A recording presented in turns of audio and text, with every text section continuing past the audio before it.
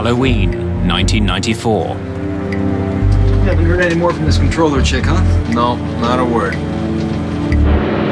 A commuter plane circles outside Chicago, waiting for clearance to land.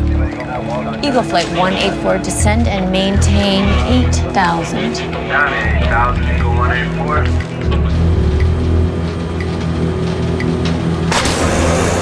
Without warning, the controls snap to the right.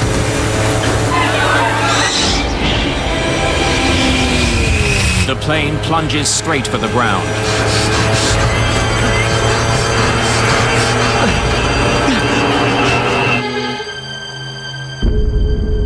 The behavior of the crew and the air traffic controllers would be examined. Pilots would question the safety of an airplane. The airplane will have a nasty tendency to go out of control. Investigators travel the world for answers. The crash makes Roselawn one of aviation's darkest words.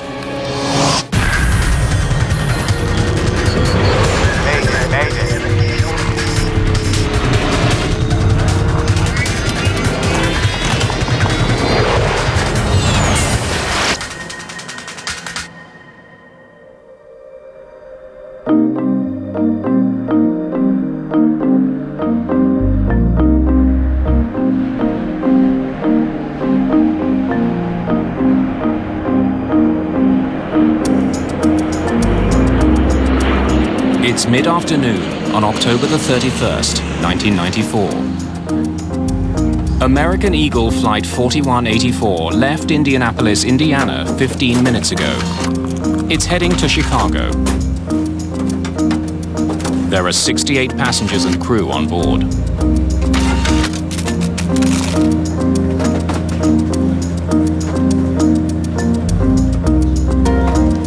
Happy Halloween, cowboy.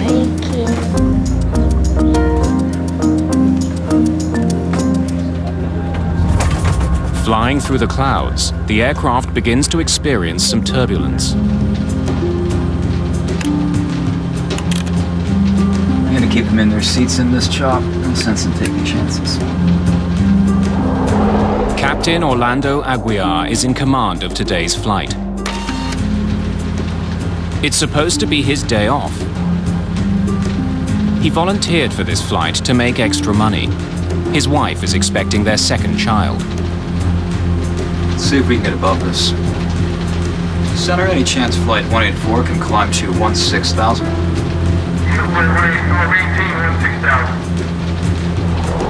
First Officer Jeff Gagliano is handling the flying duties on this leg of the flight. He programs the autopilot to climb to a less turbulent altitude. Jeff actually was working on his dad's ranch in Wisconsin just before he came in for that trip on Halloween that day. Getting on a horse or getting in an airplane, those were two of the things that Jeff loved most.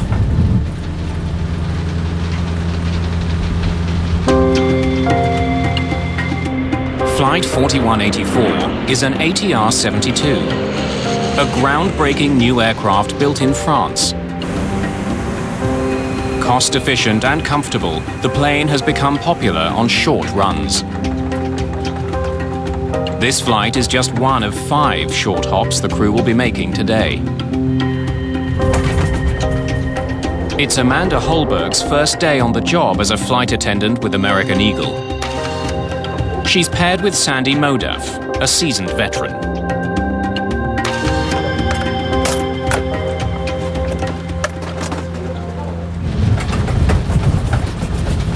Aguiar and Gagliano have flown this route countless times and know it by heart.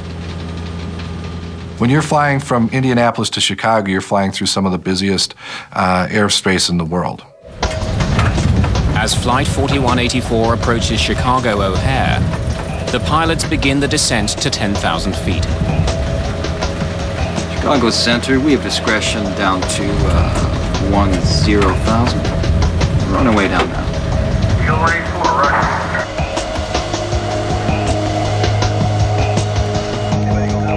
In Chicago, controller Michelle Willman is returning from a break. The trainee controller is still working under the supervision of a monitor. She's told that traffic into O'Hare is facing potential delays because of weather. She will have to be prepared to put some flights on hold. Operations into and out of O'Hare are handled on a priority basis. It's not necessarily a first-come, first-served basis. International flights arriving to O'Hare because of their fuel status get priority, and then the turboprops come in at the end. Eagle 184, hold southeast on Victor 7. Chicago Center, roger. Hold southeast on Victor 7. Eagle 184. Flight 4184 must now fly a racetrack-shaped holding pattern over northwestern Indiana.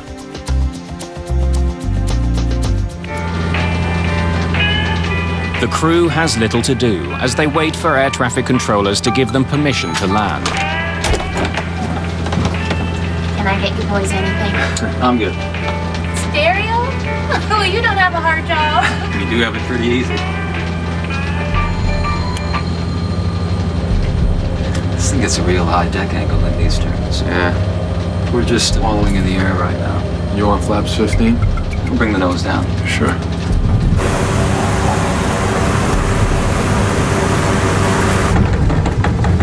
I guess Sandy's going ooh now.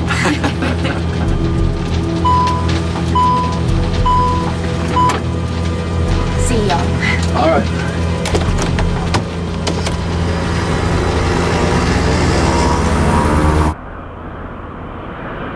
The crew needs to let the airline know about their delay. It could affect the rest of the day's schedule. Crews use text messages to communicate with dispatchers, so they don't tie up radio frequencies. Should I let them know how much fuel we got? Sure. Space, F-U-E-L. Is that? We've got 3,600 pounds. Sure, once they let us out of the hold and forget they're down, we'll get the overspeed warning. I can't hold any more, man.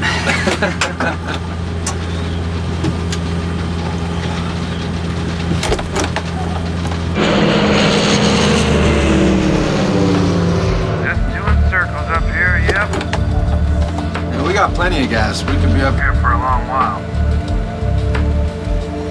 Hey, bro. Yeah. I'm getting busy with the ladies back here. Oh. Yeah, so if I don't make it up there, say the next... 15, 20 minutes. You know why. Okay, when we get closer To the touchdown, I'll give you a ring. Oh, no, I'll be up right now.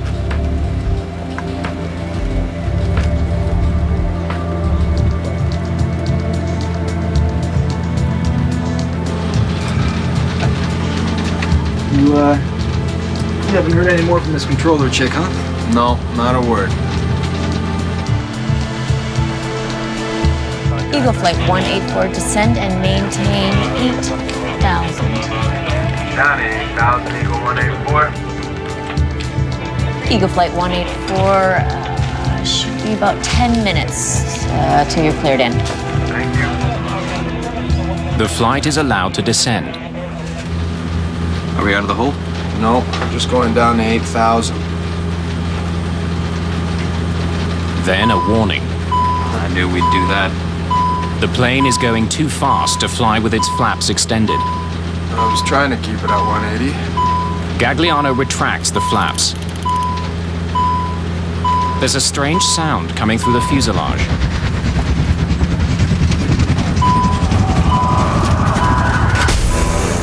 Suddenly, the control column turns sharply to the right.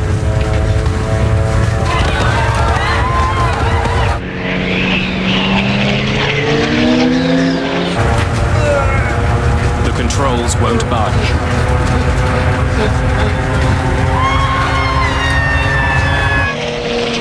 The plane is falling from the sky. The pilots begin to recover control.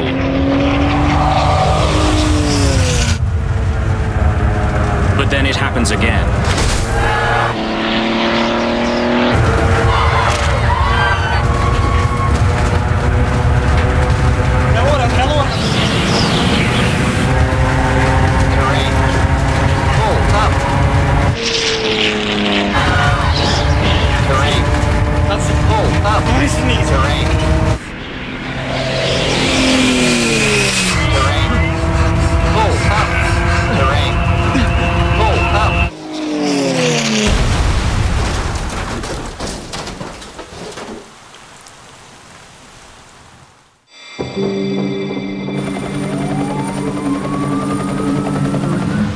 Flight 4184 has crashed into a field just outside Roselawn, Indiana. Both pilots, the 2 flight attendants, and all 64 passengers are dead.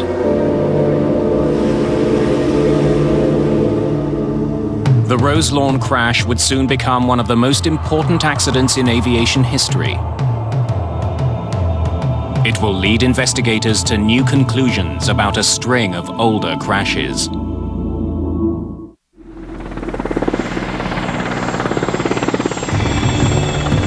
The morning after the crash of American Eagle Flight 4184, a team from the National Transportation Safety Board is on the scene just outside Roselawn, Indiana.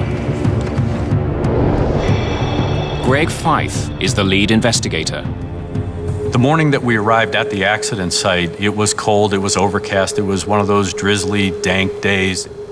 All you could smell was the Jet A or the kerosene fuel, and because it was muddy and wet, you had that odor or that aroma of dirt. And so with all of those smells, that really evokes some emotion there. And now you have to walk through that field and actually start to do your job. The crash site is soaked in jet fuel and hydraulic fluid. Human remains are scattered everywhere. The site is declared a biohazard. With 4184 was one of those types of accidents where there was very little left of the airplane. Investigators know that the way the wreckage is spread out can tell them how the plane hit the ground. Because there was a fan-shaped debris pattern and it was spread out over a very large area, we knew that the impact was very shallow but at a very high speed.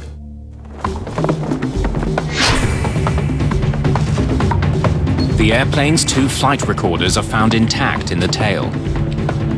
They're taken to the NTSB's labs for analysis. The data on the recorders could provide the clues investigators need to solve the mystery. But extracting the data takes time. In the meantime, investigators look for the location of key pieces of wreckage. The first things we typically look for are the 4 corners of the airplane. The NTSB's Bob Swaim leads that search. You're looking for the nose and the tail and the 2 wingtips, because if you can tell where the 4 corners of the airplane are, you get an initial idea of whether the pilot was in control or not. The plane's 4 corners are far from each other. The nose and cockpit are completely destroyed. This tells investigators that the plane hit the ground nose first in a shallow but rapid descent.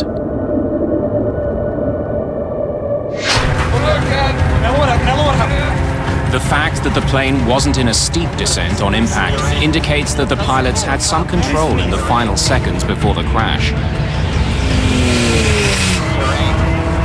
They just ran out of room to pull up.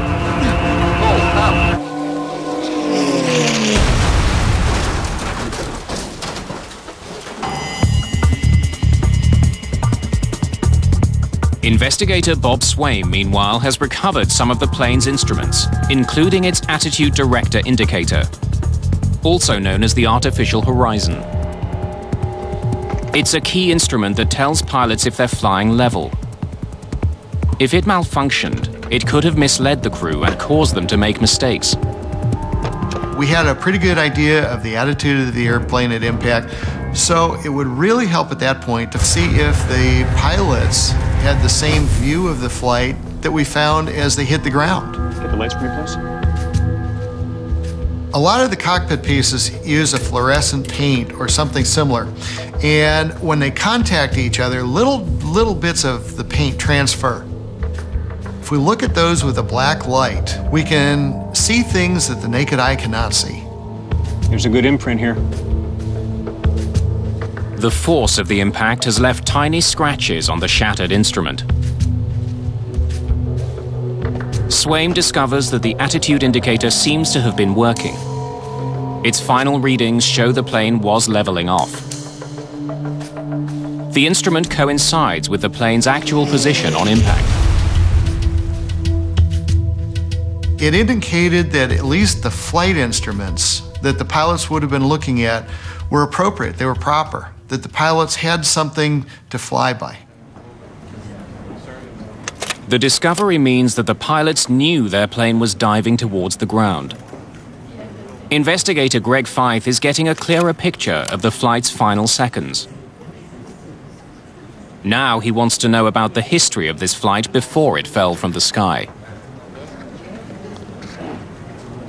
One of the elements of the investigation, of course, was to look at air traffic control.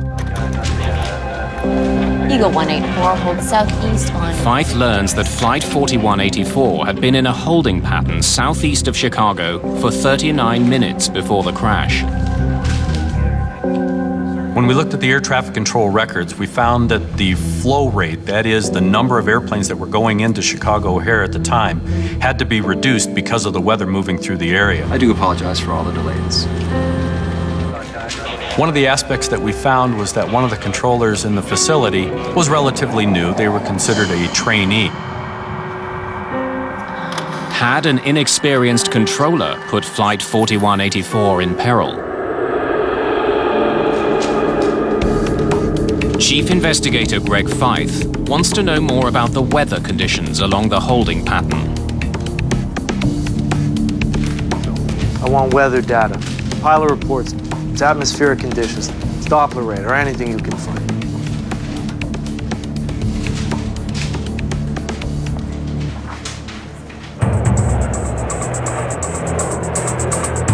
Flight 4184 wasn't the only plane circling O'Hare that day. Several other planes were also on hold. They all landed safely. Interviews with the pilots of some of those planes give investigators an important clue. One after another, they all experienced icing, some as much as 3/4 of an inch. Many of the pilots report the same thing: ice. Dr. Marsha Politovich works at the National Center for Atmospheric Research. She's one of the leading experts on icing and the danger it poses to aircraft. It essentially changes the shape of the wing while you're in flight. It creates drag, it reduces lift, it causes performance and handling problems, and it's just not a good thing to have. Investigators examine weather records from the day of the crash. They find a disturbing pattern of reports of icing all along a cold front near Chicago. But the reports describe the icing as light to moderate. Perhaps the size of the commuter plane was a factor in this crash. Large jets generally fly above the dangerous conditions inside a cloud. But the ATR-72 can't do that. Smaller plane can't fly as high, they're stuck in the icing environment for longer, they may not have de-icing equipment, and if they get in trouble, they may not have enough excess power to get out of it. Investigators discover that Flight 4184's holding pattern took it through layers of cloud repeatedly. Each time it would have been exposed to icing conditions. Steve Frederick was flying out of Chicago on the morning of the crash. He flew through the same treacherous weather. Each time that I went through that cold front during that day, the weather was intensifying, the ice was getting worse, and I was getting more and more concerned. Frederick asked his captain to pass on a warning about the weather, so that other pilots would be alerted to the danger. I found out a little bit later that my captain had never warned dispatch, and these pilots never got the warning about the ice that was out there that day. And there's no feeling in the world that can compare to how badly I felt at that moment.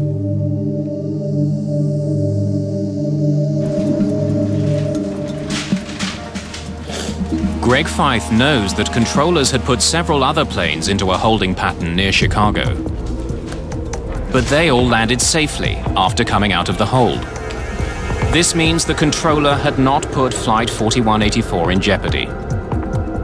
She acted correctly given the information she had about the weather.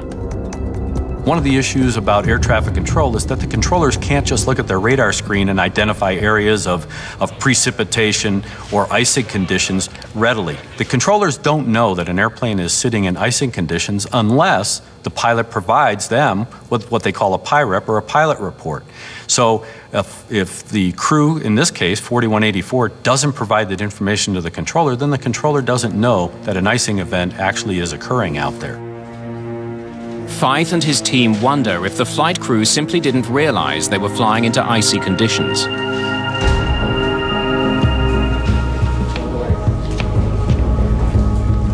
The plane's cockpit voice recorder provides the answer. Can I get you boys anything? I'm good. Cereal? You don't have a hard job. You do have it pretty easy. Hey, bro. Getting busy with the ladies back here? At first glance, the crew's behavior seems unprofessional and undisciplined. The first officer was listening to some music. We knew that there were a lot of non-aviation things going on. One of the most contentious elements was how did that affect the crew's performance and their awareness to the situation that was starting to develop. Well, that's much nicer now, flaps 15. Yeah. Showing some ice now. Once they let us out of the hole and forget they're down. But 9 minutes before the crash, the crew had noticed their plane was picking up ice.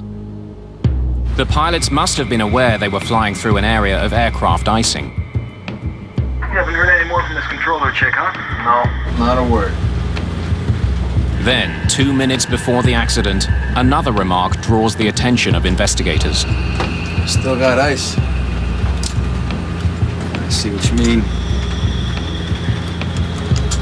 The crew knew about the ice. Now investigators need to know what they did about it.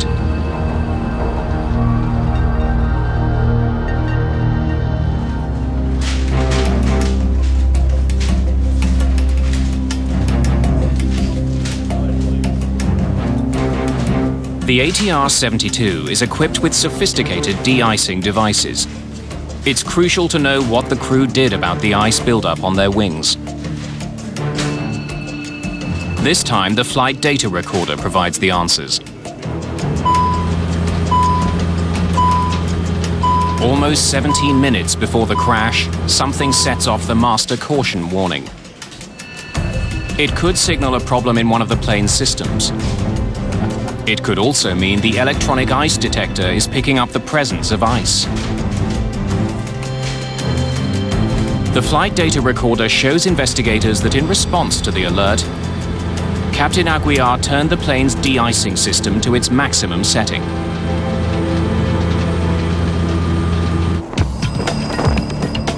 The NTSB's Charlie Pereira looks into the performance of the ATR-72.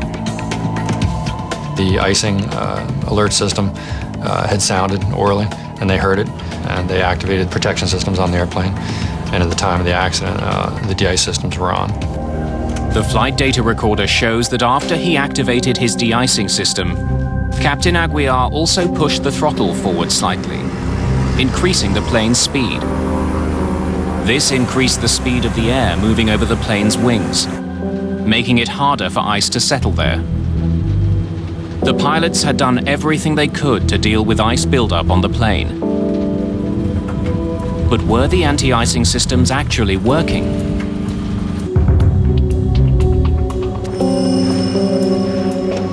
The shattered remains of that de-icing system are now the main focus of the investigation. The airplane was designed in France by a group of French and Italian companies. The de-icing system was part of that design. So the components were made by small French vendors who were located around the countryside, and then they were assembled there in Toulouse into the final airplane.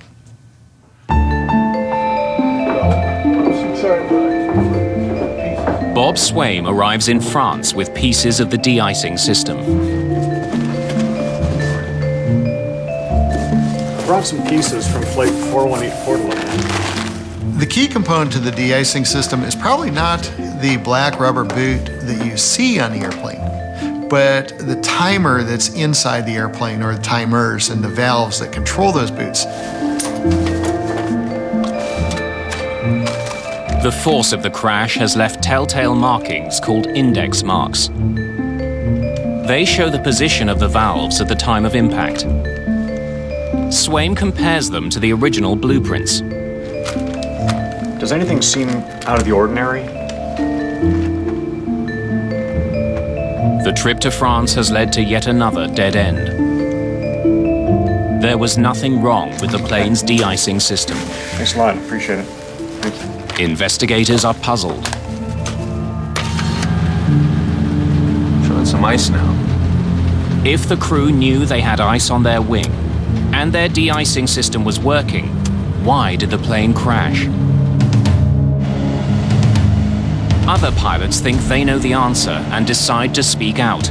Their decision will dramatically change the course of this investigation. 3 weeks after the crash near Roselawn, Indiana, American Eagle pilot Steve Frederick distributes a warning. It says the ATR-72 fleet operated by American Eagle is dangerous in icing conditions. It claims American Eagle pilots have pleaded with the airline and regulators to do something about it, but to no effect. I drafted and distributed a brochure in Chicago O'Hare Airport, which essentially warned people about the problems with the ATR aircraft and made an outreach to the public in order to try and get something done because nothing was happening. Steve Frederick has more than a professional interest in the crash of Flight 4184. Co-pilot Jeff Gagliano was his close friend. They graduated from flight school together. Gagliano's death has hit him hard. He made the comment one time that he would probably wind up dying because of ice in an ATR. And it was eerily prophetic. A month after the crash, pilot frustration over the ATR's airworthiness boils over. A group of a dozen pilots refuse to fly, citing risky weather. The airline is forced to cancel flights. And then Steve Frederick goes one step further. He voices his concerns on a US network morning show. We were told this airplane will try and kill you. If you get too slow in ice, the airplane will have a nasty tendency to go out of control. When I came back to flying after my appearance on Good Morning America, I was summarily suspended without pay.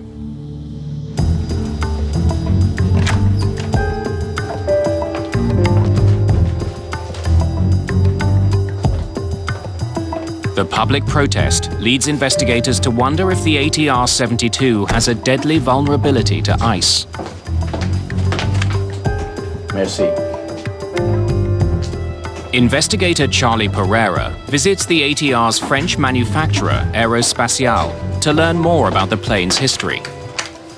We embarked on a research effort to try to identify all previous ATR 42 and 72 roll control incidents. He finds a disturbing pattern. And about five of those were found to be similar after the fact in our review to the Roselawn case. One such incident took place in December 1988 in Mosinee, Wisconsin. An American Eagle ATR 42 had been preparing to land in icy conditions at Central Wisconsin Airport. The airplane was on approach in severe icing conditions, described as freezing drizzle and freezing rain. Captain Mike Bodak was the pilot that day. We were just on the last two legs of our trip before we'd be done with work. And we were doing our descent. Everything was proceeding normally. Negative ice, just wet. I'll call the flight center and let them know we're turning inbound. I hear in the tail a sound like that, but it just got louder and louder. We have no idea what is occurring. I thought initially a propeller blade may have come off. It was as if the steering wheel wasn't connected to anything. The plane stalls. Its wings can't generate enough lift to keep it in the air. As I see I'm not getting any of the airplane back, I come up on the power levers all the way. The engines are now really trying to fly. And at this point, I'm getting some of the airplane back, so I make a forward motion to try and break the stall. And it's still going terrain, terrain, and I don't have the airplane back yet. And my first officer says, and I say max RPM. He throws the props from 86 to 100%. And instantaneously, boom, we fly out of the stall. The plane is less than 1,200 feet above the ground. Captain Bodak has learned a sobering lesson about the ATR. There was no warning. The plane stalled without any warning. Planes do have warnings for stalls, but in this case, there was no warning. I got the first warning that I was in a stall was I was in a stall. But other pilots weren't as lucky. An ATR-42 operated by an Italian airline was flying over the Alps en route to Germany in October 1987. The plane lost control and crashed in the mountains, killing all 37 people on board. Ice was the main factor, but the final report blamed pilot procedures. For investigators, it's really important to look back at historical information about any airplane. You want to look for trends. Did any of your studies uncover a wing design flaw? Charlie Pereira wants to know if the engineers who built the plane could explain why an ATR-72 would go so badly out of control. To his surprise, he learns they knew that it had a susceptibility to icing. You've seen the flight data from the accident flight. Where would the ice have formed to cause that? When I asked one of their oldest, most senior aerodynamicists who couldn't speak any English at all, what he thought would be the shape and location of an ice accretion that could cause the behavior that we saw on the flight recorder for the Roselawn airplane. He drew up the airfoil section, a little shape just behind the de-ice boots, and said this was it. And the translation was that this is what will cause this problem. After the de-icing boot. Investigator Charlie Pereira is beginning to understand how ice can affect the wings of the French-built plane. If the ice built up behind the boot, the crew would have no way to clear it. Still got ice. And even a small amount of ice can have a devastating effect on an airplane. Ice can disrupt the smooth movement of air over the wing. But how could so much ice build up behind the boot? Investigators contact Dr. Marcia Politovich for assistance. The NTSB called us to help them analyze weather conditions in this case. Her research shows that the pilots of Flight 4184 likely flew into something they'd never even heard of. Something even more dangerous than ordinary ice. Now, based on the weather analysis, it looked to us like the kind of icing that plane encountered was from supercooled large drops. Now, large is relative. What we're talking about large here is about the size of a human hair. Supercooled large droplets are about 100 times smaller than a raindrop. They form inside storm clouds when the temperature is near freezing. But the drops don't freeze until they come into contact with something solid, like the wing of an airplane. Conditions that day were ideal for the formation of these tiny freezing droplets. We had all the clues that we needed, a warm cloud top, -8 to -12 degrees C. We had drizzle formation near the top that was probably encouraged by some wind shear near the cloud top, and very little ice in the cloud, from what we could tell. On every lap of its holding pattern, Flight 4184 flew through layers of cloud that hid a small but lethal element. They just put that poor guy in the wrong place at the wrong time.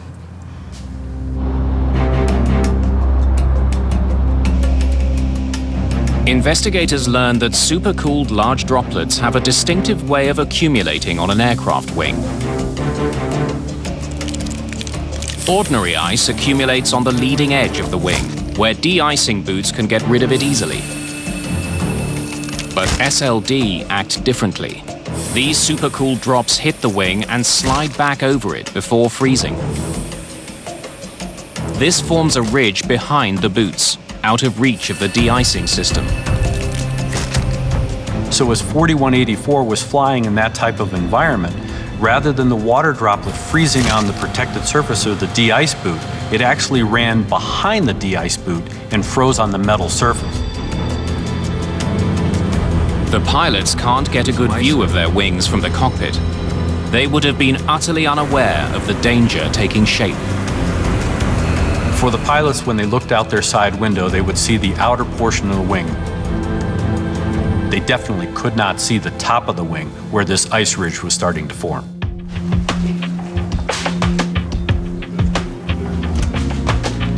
For Greg Feith, the investigation is coming to a head. His investigators think they know why Flight 4184 crashed, but they can't prove it. To make matters worse, the plane's manufacturer suggests that the Roselawn crash wasn't caused by an ice buildup, but by poor piloting. The NTSB thought it was an aircraft problem, and the French aircraft manufacturer thought it was a pilot problem and not their particular product.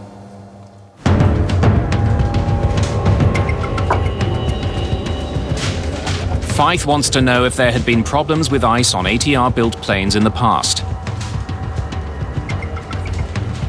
He finds troubling similarities between some incidents dating back decades. Using data from flight data recorders, investigators look at aileron movements from Flight 4184 and compare them to the other incidents. They discover that on all those flights, the aileron deflected in exactly the same way. There's no input at all from the pilots. We knew that all of these ailerons were being commanded to move, not by the pilot, but in fact the disrupted airflow created by the icing event that the airplane had encountered. The physics of ice buildup explains why the control column on Flight 4184 snapped to the right. Air turbulence on the wing was so powerful that it lifted the aileron, which caused the plane to roll. Since the aileron is attached to the control column by a cable, it jerked the control yoke to the right. The force of the turbulence pulling on the aileron was so great that even two pilots trying to countersteer weren't able to bring the aileron back down.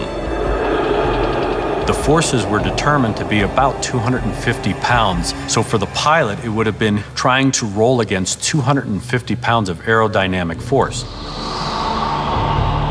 Worse, the ATR's control yoke doesn't have power steering, so those forces are transmitted directly to the pilots. The pilots could not fight back against the air pulling on their aileron.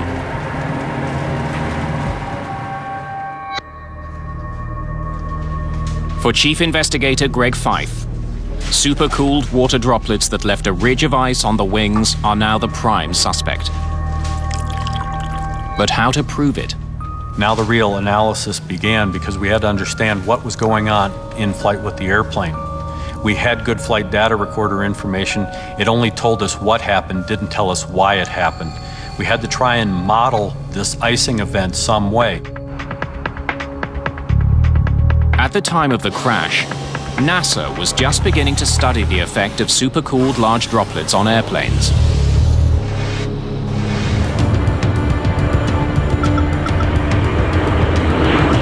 Investigators first turned to NASA for help.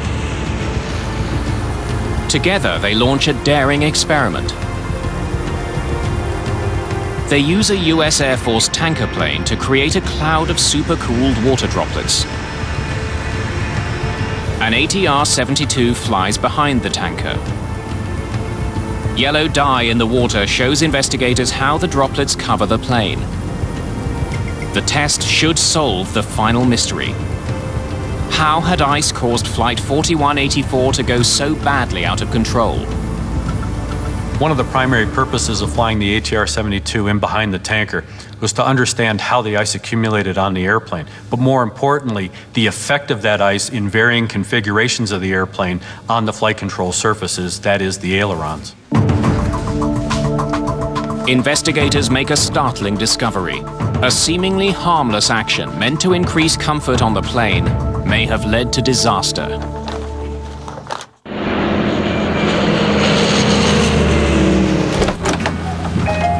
Can I get you boys anything? I'm good.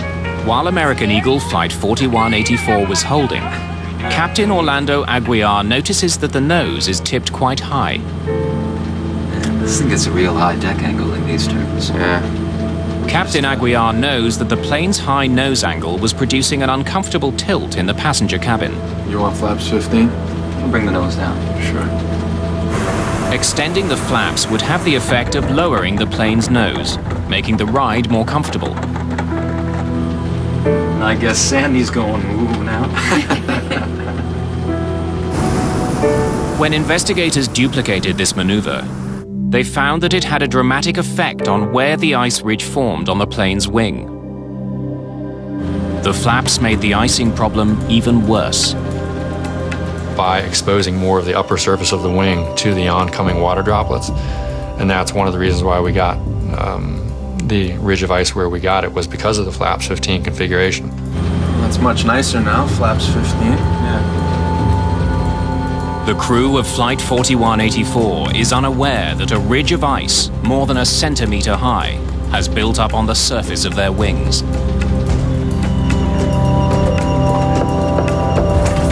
Eagle Flight 184, descend and maintain 8,000. Down to 8,000, Eagle 184. The ice buildup has no effect on the flight until First Officer Gagliano begins his descent to 8,000 feet. I knew we'd do that. The descent increases the plane's airspeed.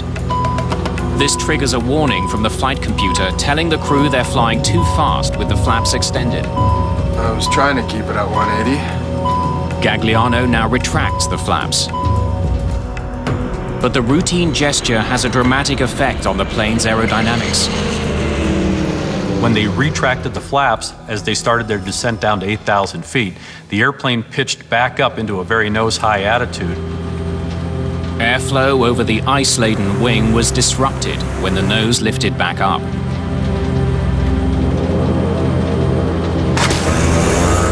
That created the turbulence that pulled up the ailerons, sending the plane into a roll. The plane stalled and tumbled from the sky.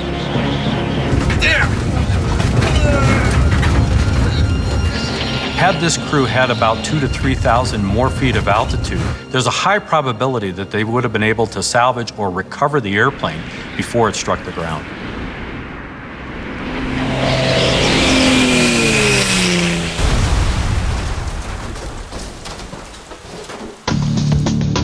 The NTSB has uncovered a deadly flaw in a popular airplane.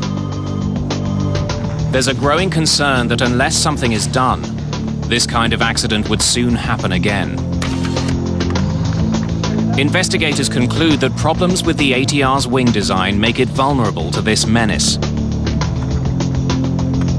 The agency that regulates U.S. aviation takes drastic action. We are going to issue an airworthiness directive this afternoon that will preclude the operation of these aircraft into known icing conditions. The FAA takes swift action, banning all models of the aircraft from flying in icy conditions. This throws regional airlines like American Eagle into chaos. Public concern over the safety of ATR airplanes grows in the aftermath of the Roselawn crash. The most controversial charge: that the FAA had relied on the French authorities to test and certify the aircraft, then rubber-stamped the results.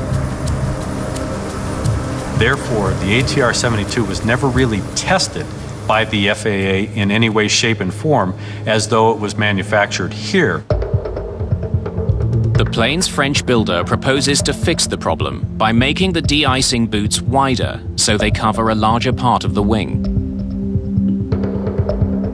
The company also rewrites operating procedures, forbidding pilots from using the flaps or flying on autopilot in icing conditions.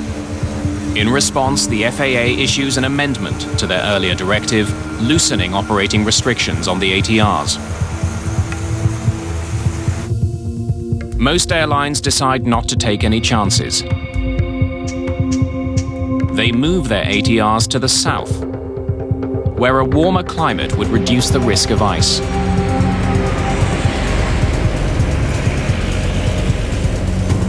The crash at Roselawn set off a flurry of new research into aircraft icing and the conditions that produce it. There's a lot of weather data out there. Satellites, radars, surface obs, and it just keeps getting bigger and bigger, the collection of data. New techniques in forecasting are being developed to show pilots where icing is likely to occur and help them avoid it. But we're working on ways to get it to the people who need it.